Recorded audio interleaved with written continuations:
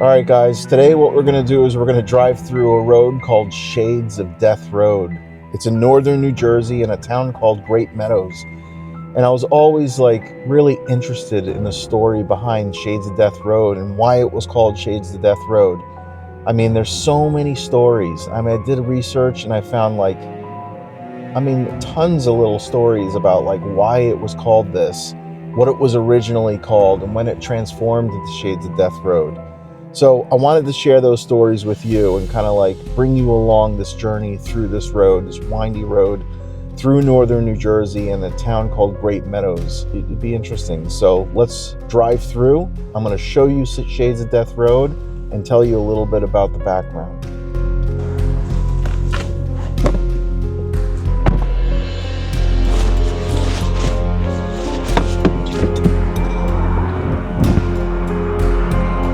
All right, guys, let's head over to Shades of Death Road. This is going to be really, really interesting. So let's find a nice little spot where we can kind of drive right through, and I'll show you the sign, the Shades of Death Road sign, which has changed over the years. Originally, that sign was just like any other normal road sign. But what happened is so many people were stealing the road sign because of the name, that they decided to just put a post. So there's a post there right now with the words Shades of Death on it. And it's not a normal road sign like you would normally see in the roads of New Jersey. So I thought that was pretty interesting. That happened probably 20, 30 years ago when they changed the sign. So to the north of Shades of Death is Jenny Jump State Park. Now, there's a story just as Jenny Jump State Park, and I wanted to kind of share that with you also. And we'll find a spot where I can kind of sit back and tell you that story because I have it written over here. But and then to the south of it is Greatmeadows, right? And there's a huge sod farm that's right to the south of this road. So it's interesting. If you look at an aerial view, and I'll try to catch that on Google Earth and share it with you guys, but it's really cool. But let's head over to Shades of Death Road, and I'm going to show you what this looks like. All right, we're coming up the Shades of Death Road, and you can see the sign right there, man. It's rusty, it's old. I mean, it's crazy. Look at this thing. Are you kidding me? Look at that post. Shades of Death Road. You can't even read it anymore. It's just nuts. Unbelievable. Well, they had to do it. They had to change it out because people were stealing a sign. I bet a bunch of kids were stealing the sign, no doubt. So let's drive on the road and let's talk a little bit about Jenny Jump, the history of Jenny Jump, which is just to the north of it. And then we'll kind of go into the story of Shades of Death. All right, so to the left of this road is Jenny Jump. And according to one story, Jenny was a young girl living in the mountains. She was out with her father when they were spied by several American Indians. Now you're going to see a common thread here. A lot of the stories revolve around colonial times, or maybe even before that, and the Native Americans, which were the Lenape Indians in this area. They spied several American Indians coming by. They moved closer, and her father yelled out, "Jenny Jump, Jenny Jump." And that's the story I've always heard, and that she jumped off the cliff. You got some high mountains out here, and she fell to her death. But there is another story. So in another version of the story, Jenny lived with an elderly father in Warren County and was engaged to be married to a local doctor named Frank Landis. Another man, Arthur Moreland, asked Jenny for her hands, but she denied him and told him to never speak to her again. And on her wedding day, Jenny was walking along the mountains and suddenly came face to face with Moreland, who again asked her to marry him. Frightened, Jenny backed up to the edge of the cliff and threatened to jump. When Moreland said if she jumped, she would be killed, she responded, "Death would be preferred to dishonor if you come one step nearer." Jenny kept her word, and when Moreland stepped closer, she jumped off the cliff to the rocks below. Although badly injured, Jenny in this tale survived the fall. So now that's a story that I've never heard of before. I mean, that she actually was going to be married, and another man wanted to marry her, and then she jumped off the cliff because he came closer to her. So that's an interesting story. I heard of the American Indian one where, you know, she was jumping to save her life, you know, and her father told her to jump. I have always heard that there was like a pond of water beneath her, and she was trying to jump into the water, or the cliff wasn't that steep, you know, but who knows what these stories are all about, you know. I mean, it's a tale, you know. So we're gonna travel down Shades of Death Road right here, you know, and it's an interesting road, man. It's like, you know, coming through here, you know, it's almost like time stood still. You know, there is a lake here called Ghost Lake, and that was the other story that I heard on Shades of Death Road, right? So one of the stories was that you see these pillars of smoke coming off of the lake, and you know, it kind of looks like spirits coming out of the lake, you know, and that's where I thought the name Shades of Death came from, you know. But you know, there's a lot going on here. There was a cave also found here, discovered in the 1800s. You know, they found in the 1800s and 1900s, they found a whole bunch of pottery in it, like tens of thousands of like animal bones and stuff. And they believe it was used by the Lenape Indians in the area, you know, years ago. So probably not too surprising that there would be a cave, and the Lenape Indians were using it as kind of like a place to eat, to play, and to enjoy the views of Ghost Lake, which is right beside that cave. So let's talk about some of the stories of this road, Shades of Death Road. One of the stories that I heard was this road was originally called the Shades. It was never called Shades of Death Road until, you know, later on in the years. But the Shades, probably because of the trees on both sides of this road when they're blooming, you know, it kind of like causes a shade on this road and the sun doesn't get through it. So I could see it, you know, you can kind of see it here, you know, this is the winter months, you know, so you're not going to get that effect, but the Shades does make sense. Now, why did it change its name? Why did it go from the Shades to the Shades of Death? I mean, it is a winding road, and a lot of people do say it's dangerous, and a lot of kids would come through here, you know, kind of going a little too fast, you know, and if you hit these corners a little too fast and your car is really not made for these windy roads, I could see why someone could get injured or hurt, you know, or get into a car accident or something like that. But a lot of the stories that I heard, and I alluded to this before, is a lot of the stories revolve around the colonials that were here in the 1800s and the American Indians. Whether it's the 1700s or, oh, just look at that tree, right? Shades of Death, man. Halloween's long over, dude.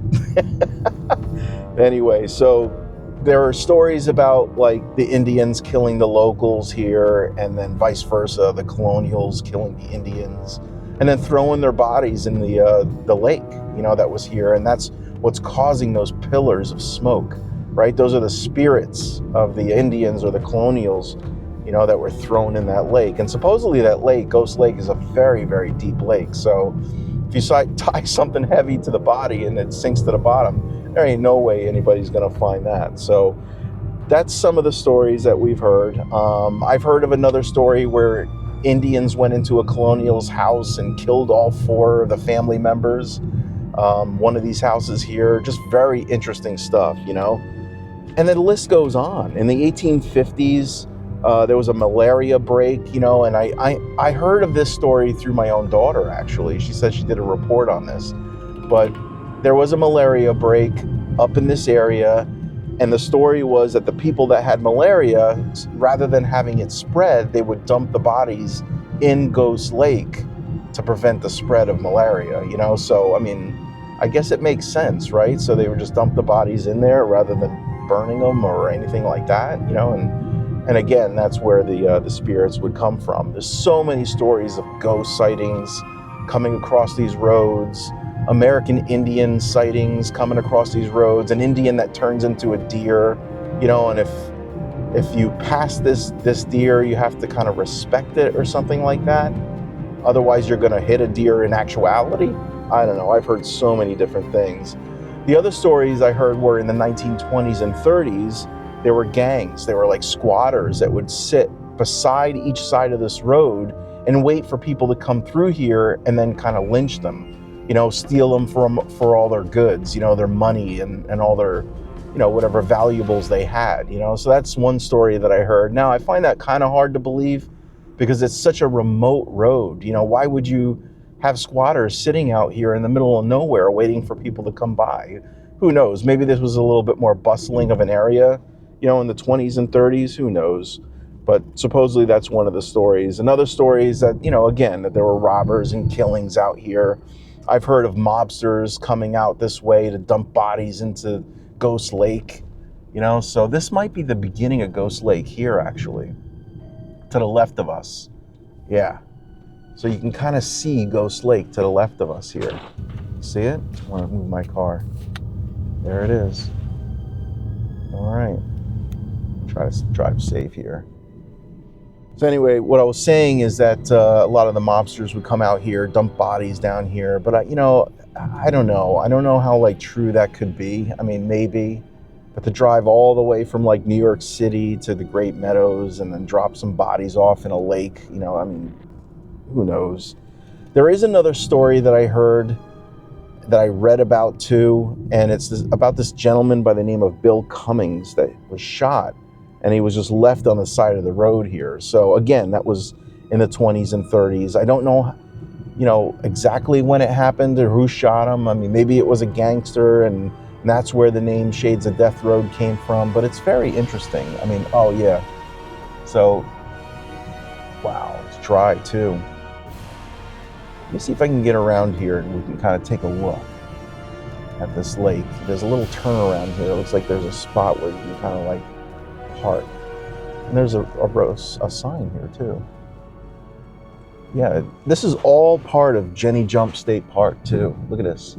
Jenny Jump State Park, area closed, dusk till dawn. Let's check this out. Now, there was one last story I wanted to share with you, and I thought it was interesting, but there was another story about a local woman who decapitated her husband and buried her head on one side of the road and her body on the next side of the road. So, I mean, that was and I heard that story multiple times. So it's really, really interesting. I mean, how scary is this lake, man? I mean, it's kind of creepy, right? Yeah, you can see it. Now, up in here, around here, you can go hiking and you could find that cave. That cave is called Fairy Cave, which was discovered in the 1800s, like I said. And there were a couple, I'll put links down below, but there was a medium that came here and she was talking about Fairy Cave and how there were Lenape Indians here. And she kind of felt there was a lot of background here in terms of the Lenape Indians and the stories behind it. But I could see how the Indians back in the day, maybe this was a little bit more plush out here. And then in the summer months, there's a lot more vegetation and animals, wildlife. But yeah, I mean, right now it looks dry. I mean, there is a drought in northern New Jersey. So, I could see why this is a little bit dry. It looks murky. It looks a little dangerous, to be honest, to be anywhere in this lake. But Fairy Cave is up in here somewhere. I don't recall exactly where. I'll see if I could find it on a map, but it is a cave that's in here. I'll also find some videos and share it with you in this clip here to show you what that cave looks like. But it's not a deep cave. It's shallow. It's got graffiti on it right now. A lot of kids playing around and checking it out. But yeah, I mean, it's a pretty creepy area, right? So in the dark, at night, if you see some mists of smoke coming off of the lake, I could see that scaring some people.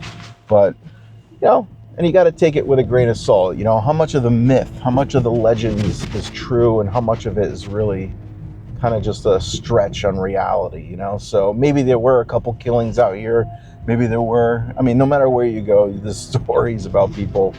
But the one that kind of intrigued me the most was about that local woman, and decapitating her husband. And then leaving her body basically, or his body, on both halves of the road, you know, like basically leaving his head on one side of the road, burying it there, and then burying the other half on the other side. I mean, that's kind of freaky, right? But yeah, that's the story of Shades of Death Road, man. Those are the stories that I've heard, that I've read. You know, it goes on and on and on, man. You know, and I've heard so many different things, you know, but the legend is true, you know, like the legend is here. Shades of Death exists, and it's pretty interesting. So, you know, if you have time and you want to kind of navigate through this and learn a little bit more about Shades of Death, again, I'm going to call up the municipal building and email them and find out if I can get a little bit more, you know, maybe like genuine information about Shades of Death, you know, when the name was created. You know, I think that'd be interesting, and it'd be a little bit more factual, you know, maybe they have some stories over at the municipal building / police department. So anyway, I thought that'd be pretty interesting for you, and I thought it's a pretty cool little history about northern New Jersey. But yeah, this is a long road, man. This keeps going. That was Route 80 just above us just before, and it keeps going. I mean, there's nothing out here. I mean, it's very quiet out here, and at night, you know, I can only imagine what it's like. You know, with all these stories in the background, you know, all these stories about hauntings and red lights and orbs. That was something else that I heard too, you know, that there was like orbs and stuff like that. There was a barn out here, you know, that was like always had some orbs revolving around it, you know, really kind of freaky stuff, you know. And it was all surrounding this road, this Shades of Death Road. So, I mean, no other road in this area have I heard anything like that. You know, it's just crazy. And this is years from the 1800s all the way to the like early 1900s. These stories exist, and they've been handed down from generation to generation. So it's pretty cool. But anyway, so wanted to share this with you. I thought you'd be interested. I was interested. I wanted to get a little bit more history and background. So, all right, guys. Well, I'll see you on the next one. Hopefully it'll be soon. So I know the Christmas holidays are coming about. So have a great new year. I'll talk to you soon.